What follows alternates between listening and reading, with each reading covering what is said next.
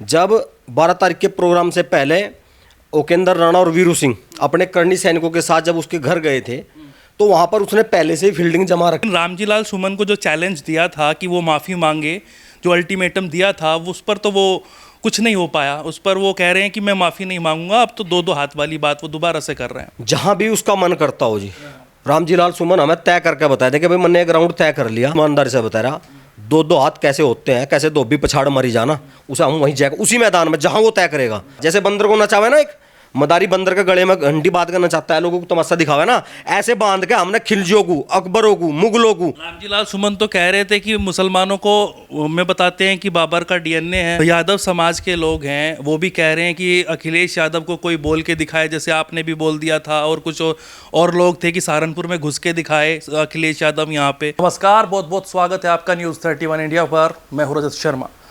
लगातार एक मुद्दा थमने का नाम नहीं ले रहा है। पहले तो राजपूत समाज ने राणा सांगा जी की जयंती पर वहाँ 12 तारीख में कूच किया। अब रामजी लाल सुमन उसको लेकर लगातार विवादित बयान दे रहे हैं।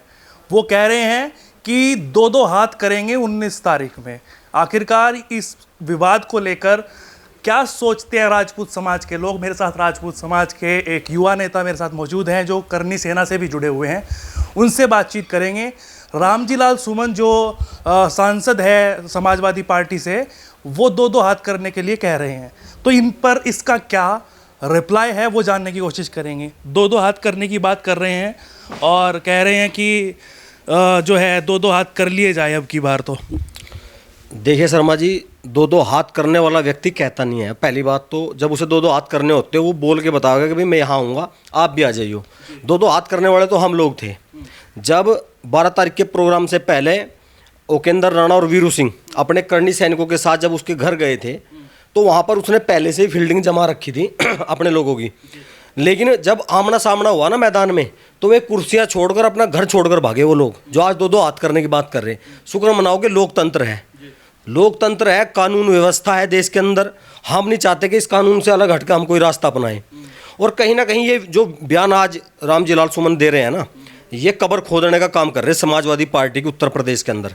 ये ऐसा हाल करके छोड़ देंगे समाजवादी पार्टी का और समाजवादी पार्टी के मुखिया का कि लोग इन्हें चप्पलों से, जूतों से, डंडों से, काले झंडों से आने वाले चुनाव में इनका वो इलाज होगा कि समाज इन चीज़ों से इनका इलाज करेगा। रामजी लाल जी जो ये बात बोल रहे हैं ना, दो दो हाथ वाली, या करनी सेना को चैलेंज कर रहे या समाज को चैलेंज कर रहे, तो इसके नतीजे 2027 में दिखाई देंगे। अभी नहीं, लेकिन 2027 में जरूर इलाज होगा रामजी लाल सुमन की वजह से। रामजी लाल सुमन तो कह रहे करनी सेना जो है नकली सेना है, कोई सेना ही नहीं है, ये तो एक गुंडों का गैंग है। पूरे देश के अंदर केवल और केवल एकमात्र एक जातीय संगठन केवल करनी सेना ऐसा संगठन है जो सर्व समाज के लिए काम करता है, एक समाज के लिए नहीं। दादा सुखदेव सिंह गोगा मैडी जब जीवित थे तो उन्होंने सर्व समाज की लड़ाई लड़ी है। उन्होंने जम्मू कश्मीर से लेकर तिरंगा यात्रा निकाल ली है इस देश के सम्मान के लिए, गौरव के लिए। ऐसा नहीं है करनी सेना केवल एक ही समाज के लिए, हाँ, लेकिन जब समाज की कोई बात आती है तो करनी सेना अपने लोगों के लिए, अपने समाज के लिए, हर उस व्यक्ति से लड़ने के लिए तैयार बैठी है जो भी समाज के लिए गलत बोलेगा, समाज के महापुरुषों के बारे में गलत बोलेगा, हमारे इतिहास के बारे में कुछ गलत बोलेगा, उसके लिए लड़ने के लिए करनी सेना 24 घंटे तैयार है। लेकिन वहाँ पर बात हुई थी जब 12 तारीख में आपने वहाँ पर कूच किया और वहाँ पर लाखों की संख्या में राजपूत समाज के और 36 बिरादरी के लोग भी वहाँ पर दिखाई दिए, लेकिन हल कुछ नहीं निकल पाया। आपने जयंती तो मनाई, लेकिन रामजी लाल सुमन को जो चैलेंज दिया था कि वो माफ़ी मांगे, जो अल्टीमेटम दिया था उस पर तो वो कुछ नहीं हो पाया। उस पर वो कह रहे हैं कि मैं माफ़ी नहीं मांगूंगा। अब तो दो दो हाथ वाली बात वो दोबारा से कर रहे हैं। देखिए शर्मा जी, दो चीज़ है।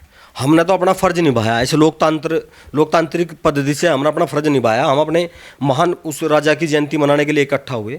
हमारे साथ ब्राह्मण समाज, हमारे साथ कश्यप समाज, हमारे साथ सैनी समाज, सर्व समाज के लोग हमारे साथ रहे वहाँ पर, और तो यादव समाज के लोग भी उस जयंती में वहाँ पर पहुँचे। दूसरी बात, देखिए, उसने केवल राणा सांगा के लिए बात नहीं कही थी, ये तो इस देश की 36 बिरादरी को तय करना है कि रामजी लाल सुमन ने किसके लिए कहा था। अगर आप उस भाषण को ध्यान से सुनेंगे, उस स्पीच को ध्यान से सुनेंगे जो उसने वहाँ पर दी है सभा के अंदर, तो उसने कहा था कि तुम हिंदू, मतलब वो कहना तो भारतीय जनता पार्टी को चाह रहा था, लेकिन उसने भाजपा को हिंदुओं से जोड़ दिया। उसने कहा कि तुम हिंदू गद्दार राणा सांगा की औलाद हो। उसने ये कहा था, उसने राजपूत समाज को नहीं कहा था। हाँ इतना जरूर है कि राणा सांगा का जो जुड़ाव है, उसके जो वंशज हैं, जो उसके लोग हैं, वो राजपूत समाज के थे, लेकिन उसने सारे हिंदुओं को कहा था। अब ये हिंदुओं को तय करना है कि 2027 में जिसने हिंदुओं को गद्दार कहा है कि हिंदू उसका कैसे इलाज करेंगे। और रही बात हमारी, हमने तो जयंती मनाई थी जी, हम माफ़ी मंगवाने नहीं गए थे। हाँ हमने ये जरूर कहा है कि रामजी लाल सुमन आज भी समय है, लोकतांत्रिक पद्धति के अंदर अपनी गलती मानने स्वीकार करें। और जिस किताब को उन्होंने पढ़ा है, एक बात बताओ आप, उन्होंने कहा कि जी मैंने तो इतिहास में पढ़ा, मैं ये बात कह रहा कि जब एक समय आएगा कि अखिलेश चले जाएंगे, राजनीति से संन्यास ले लें, और लोग राजनीति में, नए लोग आएंगे, उसके घर के लोग आ जाएं, उसके फैमिली के मेंबर राजनीति में आगे आएंगे, और मैं ये कहूँ कि भैया कि इतिहास इनका लिख दो अखिलेश जी का, तो अखिलेश जी अपने इतिहास में कहीं भी ये नहीं लिखेंगे कि समाजवादी सरकार ने दलितों की सबसे बड़ी नेता के कपड़े फाड़ दिए थे, शायद नहीं लिखेंगे। आप इतिहास में कहीं भी ये नहीं लिखोगे जब उत्तर प्रदेश से उत्तराखंड को अलग करने की मांग करी गई थी तो आपने हिंदुओं पर सरेआम गोलियां चलवाई थी, आप इतिहास में नहीं लिखने के। आप इतिहास में ये भी नहीं लिखोगे कि जब राम मंदिर का मुद्दा आया था, कार सेवकों पर गोली चलाने वाली समाजवादी पार्टी थी। आप सिर्फ अपने लिए अच्छा लिखोगे। तो ये चीज़ सोचने की है, जब आप इतिहास लिखने की बात कर रहे, इतिहास को पढ़ने की बात कर रहे, एक भी, चाहे वो मुगल हो, अफगान हो, खिलजी हो, लोधी हो, एक भी ऐसे आक्रांता नहीं है जिन्होंने अपनी लेखनी में, हमारी लेखनी में नहीं जी, जो इतिहास में हमने लिखा, जो उन्होंने लेखनियाँ लिखी हैं, उन्होंने ये ना लिखा हो कि राजपूत एक लड़ाकू कौम थी, राजपूत लड़का मर गया लेकिन उन्होंने घुटने नहीं टेके। ये हम नहीं कह रहे, ये उन लोगों ने कहा है। उसके बावजूद वो ये कह रहा है कि मैंने तो कहीं से पढ़ा है राणा सांगा के बारे में। अरे भाई तूने क्या पढ़ा? तू बाबर के लिए कह रहा, जिस खिलजी को राणा सांगा ने 2 बार हराया, दोनों बार हरा के उसे जीतने के बाद दोनों बार उससे एवज में कुछ घोड़े ले लिए, कहीं कोई जमीन ले ली, उसे छोड़ दिया। उसके बाद बाबर को उसने बयाना में हराया और बयाना के दुर्ग पर कब्जा करा। तो उन जिन लोगों को हम हरा सकते हैं, उन लोगों को हराने के लिए हम किसी को बाहर से बुलवाएंगे? अरे भाई कहाँ पढ़ के आते हो, कहाँ से सीख के आते हो, समझ नहीं आती बात। लेकिन फिर भी अब तो लोकतंत्र है ना, अब तो राजा नहीं रहे ना। हम आपको कह रहे जी, ईमानदारी से कह रहे, आज रामजी लाल सुमन अपने मुँह से जो मर्जी कहता रहो, इस समाज में शेर सिंह राणा जैसे और भाई विक्की राणा जैसे सैकड़ों युवक हैं। जिस दिन कोई ऐसे की खोपड़ी घूमगी ना, तो वो इलाज कराएंगे जो इलाज पहले कर चुके हैं। और खाली आम आदमी की नहीं, सांसद का भी इलाज कर चुका है समाज। जब मान सम्मान पर कोई बात आई तो इन्होंने सांसद का भी इलाज कराया और उस हर बड़े व्यक्ति का इलाज कराया। जब इस इलाज की बात आप कर रहे हैं, क्या कानून को हाथ में लेने वाली बात कर रहे हैं या फिर संविधान से हटके चलने वाली बात कर रहे हैं? भाई जी देखो, हम तो संविधान के दायरे में बात कर रहे हैं। अभी तक तो संविधान के दायरे में है। एक आदमी रोज हमें चैलेंज कर रहा है, जनप्रतिनिधि है ना, वो तो सांसद है ना जी। अगर एक सांसद की भाषा ये हो सकती है तो क्या उम्मीद, हमारे से क्या उम्मीद करेंगे जी आप? मैं तो अपने समाज का सिप पे सलाह हूँ, मैं तो अपने समाज के लिए लड़ता हूँ, अपने समाज के लिए बोलता हूँ। तो हमसे उम्मीद थोड़ी करी जाएगी कानून की। कानून की उम्मीद उस आदमी से करो जो कानून के दायरे में रहकर वोटों के चुनाव में जीत के एक जनप्रतिनिधि बना है। लेकिन अगर उसके बावजूद भी अपनी मर्यादा लांग रहा तो फिर हम उसे मर्यादा में रहना भी सिखाएंगे। हम उसे उसका इलाज करके, ऐसा इलाज करके देंगे कि आने वाले भारत में यह याद रखा जाएगा कि समाज के बारे में, महापुरुष के बारे में बोलने से पहले हर व्यक्ति 10 बार सोचेगा। वो इलाज रामजी लाल सुमन का होगा। उन्होंने कहा हमने इतिहास के पन्ने पलटे और उसमें जो निकल कर आया वो हमने बताया। बाबर को हराने के, इब्राहिम लोदी को हराने के लिए बाबर का साथ उन्होंने मांगा था, जो राणा सांगा जी थे। तो उस पर उन्होंने जो पूरा विवाद हुआ, जो जहाँ से शुरुआत हुई, ये उन्होंने बोला था। शर्मा जी मैं एक बात पूछ रहा आपसे, अभी यहाँ मेरे और आपके 2-2 हाथ हो जाएं और मैं आपको चित कर दूं, तो मुझे क्या जरूरत है कि मैं इसे सहदेव को बुलवाऊं? क्या वो पंडित जी को चित कराएंगे? मैंने तो कर दिया ना आपको चित। जब हम खिलजी उसे हरा सकते हैं तो हमें क्या जरूरत है बाबर को बुलाने की, जिस व्यक्ति को युद्ध में 2 बार हराया? और ऐसे नहीं हराया, 6-6 महीने बंदी बना के रखा, 6-6 महीने मजा लिया उसका। जैसे बंदर को नचावे ना, एक मदारी बंदर के गले में घंटी बांध कर नचाता है, लोगों को तमाशा दिखावा ना, ऐसे बांध के हमने खिलजियों को, अकबरों को, मुगलों को, मतलब इस देश में कोई ऐसा आक्रांता नहीं रहा जिसके लिए हमारे समाज के हर व्यक्ति ने लड़ाई ना लड़ी हो। यह देश कभी किसी का गुलाम नहीं रहा। बहुत सारे लोग इतिहास में पढ़ रहे कि देश गुलाम रहा। मुझे एक काल ऐसा बता दो, कालखंड बता दो जिसमें हमारा देश गुलाम रहा हो। महाराणा प्रताप सिंह अंत तक लड़े, 17 दुर्ग उन्होंने, जो हारे दुर्ग में जीते। कैसे जीत लिए? बिना लड़े तो नहीं जीतते होंगे भाई साहब। पृथ्वीराज चौहान ने मोहम्मद गोरी को 17 बार हराया, 17 बार हराने के बाद हर बार छोड़ दिया। तो ताकतवर होगा तभी तो हरा दिया होगा जी। राणा कुंभा, जिनका नाम सुनकर आधी सेना तो वापस भाग जाकर थी। राणा कुंभा का नाम सुनकर जो लोग लड़ने के लिए आते थे, जब उन्हें पता लगता था कि भाई किससे युद्ध है, कि राणा कुंभा की सेना से युद्ध होना, भाई आधे लोग वापस भाग जाते थे। हमारा दुर्भाग्य है सर कि इस देश के लिए जितना बलिदान हमने दिया ना, खाली उस टाइम नहीं, आज भी हम ही बलिदान दे रहे हैं इस देश के लिए। और उसके बावजूद इस देश की जनता हमारे महापुरुषों के बारे में, हमारे इतिहास के बारे में कोई भी कुछ भी बोल रहा है। जो लोग कल पैदा हुए, जिन लोगों का कोई इतिहास नहीं है, कल तक तो हमारे इतिहास के बंटवारा करना चाह रहे लोग क्या। रामजी लाल सुमन तो कह रहे थे कि मुसलमानों को में बताते हैं कि बाबर का डीएनए है, और अब वो अपना डीएनए बताए जो इस तरीके की बात कर रहे हैं। ये भी रामजी लाल सुमन ने कहा। नहीं, कह रहे वो तो सूफी सुन्नतों को मानते हैं, वो तो मोहम्मद साहब को मानते हैं, बाबर का क्यों नाम लिया जाता है? देखिए, वो तो ना राजनीति कर रहा है, समाजवादी पार्टी राजनीति कर रही मुस्लिम वोट की। लेकिन देश के मुसलमान को भी ये चीज़ अब समझनी होगी और सीखनी होगी कि आपका हित कहाँ है। देखिए, जब इस देश का बंटवारा हुआ, कहीं पे हुआ था भाई? धर्म के आधार पर बंटवारा हुआ ना। इस देश में जितना मुस्लिम उस टाइम रुक गया ना, उस मुस्लिमों को हमने भाई भाई मान कर रखा है यहाँ इस देश में। लेकिन इस देश में जातीय दंगे कौन करवा रहा? यही राजनेता करवाते हैं ना जी। एक आम इंसान ने, चाहे वो राजपूत था, चाहे वो ब्राह्मण था, चाहे वो कश्यप था, चाहे वो बनिया था, चाहे वो पंजाबी था, उस टाइम मुसलमानों को ये हाथ पकड़ पकड़ कर रोक कर कहा कि नहीं भाई है हमारे भाई, हमारे साथ रहे, इनकी एक पीढ़ी मेरे साथ रही, हम रखेंगे भाई। और उस टाइम मुसलमानों को यहाँ रखा गया। आज मुसलमानों की आबादी बढ़ गई तो ये राजनीतिक दल उनके वोट के चक्कर में उल्टी सुल्टी बातें करें। हम नहीं कह रहे कि सारा मुसलमान खराब है। APJ अब्दुल कलाम भी तो मुसलमान था भाई, उसने भी तो देश के लिए क्या नहीं करा। हम मानते हैं ना APJ अब्दुल कलाम को, कौन नहीं मानता। लेकिन अगर कोई मुसलमान यहाँ रहकर पाकिस्तान की बात कर रहा, चंद मुसलमान पूरे मुसलमानों का ईमान खराब करने पर लग रहे। लेकिन रामजी लाल सुमन को क्या करना है? उन्हें तो रोटियां सेकनी, राजनीतिक रोटियां। उन्हें तो ये चाहिए कि वह मुसलमान तमें वोट दे, बस थारे अलावा किसी को वोट ना दे। लेकिन सच्चाई ये है कि अब देश का मुसलमान भी समझ रहा है इस चीज़ को कि ये केवल राजनीतिक पार्टियां हैं। मुजफ्फरनगर के अंदर जब दंगा हुआ, केवल 2 व्यक्तियों का दंगा था, केवल 2 आदमियों का झगड़ा था। उसे 2 समाज का दंगा इसी समाजवादी सरकार ने बनाया था। अगर मुजरिम को उस टाइम जेल में रहने देते, कार्रवाई करती पुलिस सही तरीके से, तो दंगे नहीं हुए थे। तो ये दंगा कराने वाले ये लोग हैं। ये देश के मुसलमान को भी सीखना होगा, समझना होगा। रामजी लाल जैसे सुमन, ये जो लोग भड़काने की बातें करते हैं, लड़ाने की बातें करते हैं, इस देश के मुसलमान को भी इनके बारे में अब कुछ ना कुछ नया निर्णय लेना पड़ेगा।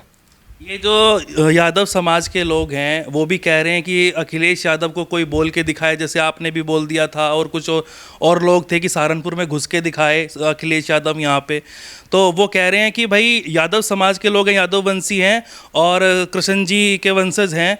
तो ये किस तरीके की बात फिर आपस में फूट डालने वाली, और ये राजनीति कहाँ पर आपको दिखाई जाती हुई नज़र आ रही है? वो आप पर आरोप लगा रहे हैं कि आप इसको पूरा राजनीतिक एजेंडा बना रहे हैं। शर्मा जी, अगर मैं कृष्ण भगवान के वंशज है तो राणा सांगा कौन है भाई? किसका अपमान कर रहे हैं अखिलेश जी? किसका अपमान करवा रहे उस पे सुमन लाल पे? मैं नहीं, भगवान श्री कृष्ण जी की वंश वेल माते। आप पता करो ना, पूरा इतिहास चेक करो ना, पता ही नहीं है। मैं वही तो कह रहा, हर आदमी क्षत्रिय बनना चाह रहा, हर आदमी अपने आप को भगवान श्री राम से, हर आदमी भगवान श्री कृष्ण से जोड़ना चाह रहा। लेकिन जब बात क्षत्रिय की होगी, इतिहास क्या होगी, महापुरुषों की होगी, लड़ेगा कौन? केवल वही क्षत्रिय लड़ रहा, वही राजपूत लड़ रहा जो वास्तव में असली क्षत्रिय है। ये अपने आप को ये क्षत्रिय बता रहे। अखिलेश बड़ा हो गया, मत इनके लिए अखिलेश बड़ा होगा इस राजनीति में। जिस आदमी ने भरे सभा में अपने पिता का अपमान करा हो, वे सिखाओगे कि हमें कैसे किसका सम्मान करना है। आदरणीय जो मुलायम सिंह जी थे, वो थे नेता, उन्हें पता था धरातल पर गांव में जाकर कैसे उन्होंने एक व्यक्ति को कार्यकर्ता बनाया है। अखिलेश को क्या पता, पढ़ाई करके आ गया, अब चुनाव में होगा, बड़ी सी कार में बैठा होगा, हाथ हिलाओगा, चला जाएगा। विधायक को भी बराबर में खड़ा करता, उसे नहीं। अब आप उनको नेता बता रहे हैं। वो कार सेवकों पे जब गोली चली थी, जब वही तो मुख्यमंत्री थे। नहीं, हर एक, देखिए, जब कार सेवकों पर गोली चली तब भी उन्होंने अपनी वोटों के लिए गोली चलवाई। लेकिन ये सच्चाई है, इसमें कोई दो राय नहीं है। धरातल से उठकर जिसने जीरो से शुरू किया है और अपने आप को स्थापित किया है इस उत्तर प्रदेश की राजनीति में, आदरणीय मुलायम सिंह वाकई में एक संघर्षशील नेता थे, इसमें कोई दो राय नहीं है। लेकिन अगर आप नेता बन गए, संघर्ष के बाद ही तो नेता बनता है आदमी, और उसके बाद जो आपका जीवन है, जो कार्यकाल है आपका, चाहे आप मुख्यमंत्री 1 बार रहे हो, 2 बार रहे हो, 3 बार रहे हो, उस बीच में जितनी घटनाएं घटी हैं वही सब घटनाएं आपके सामने आती हैं, आपका इतिहास बनती है वे घटनाएं। तो ये तो इतिहास है, हमको, मैं झूठ बोला, आपको तो पता ही होगा, आप पता कर लो कार से गोली किसने चलाई। तो कान्हा जी देखिए, अभी ये इतनी बात तो चल रही थी, अब करनी सेना का इस चैलेंज को लेकर क्या स्टैंड है? ये जो चैलेंज दिया गया है रामजी लाल सुमन की तरफ से 2-2 हाथ वाला, अब क्या करने की तैयारी है करनी सेना की? भाई वो कोई चैलेंज नहीं है। कैमरे के आगे बैठकर अपने पास 20-50 प्राइवेट बॉडीगार्ड खड़े कर चैलेंज क्या हो भाई? प्रदेश की सरकार से डिमांड कर रहे हैं कि मेरी सुरक्षा बढ़ा दी जाए, मुझे सुरक्षा दे दी जाए। केंद्र की सरकार से डिमांड कर रहे हैं कि मुझे खतरा है, मेरी सुरक्षा बढ़ा दी जाए। आदरणीय राष्ट्रपति जी के पास वो चले गए कि मेरी सुरक्षा दे दो मुझे, मेरी सुरक्षा को खतरा है, मैं सांसद हूँ, जब मैं ही सुरक्षित नहीं हूँ कौन सुरक्षित होगा। तो यही तो कह रहे हैं ना कि जैसे उनके घर पर हमला करा गया, करनी सेना ने वहाँ पर तोड़ फोड़ की, वहाँ पे गाड़ियाँ तोड़ी, कुर्सियाँ तोड़ी और बहुत सारी चीज़ें ऐसी हुई वहाँ पर, तो उसको भी पूरा का पूरा जो आरोप है वो करनी सेना पर ही तो लग रहा है। तो आरोप गलत नहीं है ना जी, आरोप तो सही है। हम गए वहाँ, कुर्सियाँ भी तोड़ी हैं, हमला भी किया है, सब कुछ हुआ क्योंकि उनके लोग बैठे थे आमने सामने लड़ने के लिए, लेकिन वो वीडियो वहाँ दिखाया नहीं ना।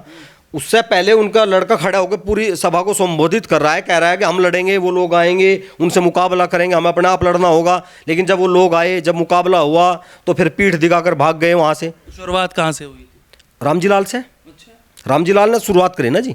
आप भारतीय जनता पार्टी को कुछ कहो, हमें कोई दिक्कत नहीं है, लेकिन आप इतिहास के बारे में, महापुरुषों के बारे में, हमारे समाज के बारे में कुछ कहोगे और सोचोगे कि सही सलामत रह लोगे तो हो नहीं पाएगा। उस पर लास्ट में आपका व्यू चाहता हूँ कि लास्ट क्या है, और वो जो दो दो हाथ वाली बात वो कर रहे हैं उस पर क्या सोचा है करनी सेना ने? मैंने कई बार पूछ चुका हूँ। जहाँ भी उसका मन करता हो जी। रामजी लाल सुमन हमें तय करके बताए थे कि भाई मैंने एक राउंड तय कर लिया और मैं समाज को चैलेंज कर रहा, राजपूत समाज को, करनी सैनिकों को मैं चैलेंज कर रहा, आप यहाँ जाएं, तय करके बताया था। सोशल मीडिया पर डाल दें, कहीं मीडिया में आके कोई बात रख दें, आपको पूरी ईमानदारी से बता रहा, दो दो हाथ कैसे होते हैं, कैसे धोबी पछाड़ मरी जाना, उसे हम वहीं जाएगा उसी मैदान में जहाँ वो तय करेगा। हम नहीं तय कर रहे, हमने तय करा था आगरे का एक मैदान, लेकिन उस दिन कोई बच्चा दिखाई नहीं दिया वहाँ, ना राजनीतिक दल का कोई बच्चा दिखाई दिया, ना रामजी लाल सुमन का कोई बच्चा दिखाई दिया। लेकिन वो तय करके हमें बतावे, फिर हम उसे बताओगे कि छत्रियों की ताकत क्या है, हमारे बाहुबल की ताकत क्या है।